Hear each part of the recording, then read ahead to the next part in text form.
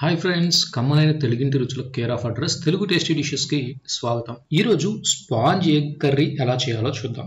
ముందుగా ఒక గిన్నెలోకి కొంచెం కారం, సాల్ట్, పసుపు, గరం మసాలా, పెప్పర్ పౌడర్ వేసి బాగా కలిపి అందులో 5 ఎగ్స్ కొట్టి పోసి ఉప్పు కారం బాగా కలిసేలా ఎగ్ బీటర్తో బాగా బీట్ చేసుకోవాలి. ఇప్పుడు లోతుగా ఉండే పాత్రలో కొన్ని నీళ్లు పోసి స్టీమింగ్ ప్లేట్ పెట్టి దానిపైన ఎగ్ కలుపుకున్న గిన్నెను ఉంచి మూత పెట్టి ఒక 6 మినిట్స్ మీడియం ఫ్లేమ్లో ఉడికించండి.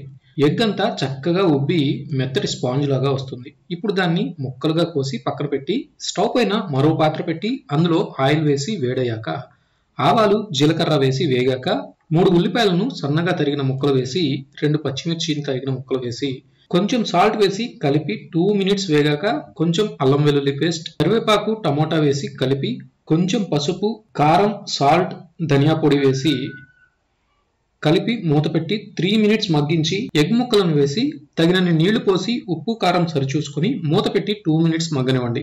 మూత పెట్టి 2 మినిట్స్ మగ్గించడం వల్ల టమాటా గుజ్జు ఎగ్స్ కి పట్టి జ్యూసీగా మెత్తగా తయారవుతాయి. అంతే, మెత్తటి స్పాంజ్ ఎగ్ కర్రీ రెడీ. చూసారా ఎంత మెత్తగా ఉందో? అప్పు కాలిపోతుంది. అంత టైం పట్టుకుంటే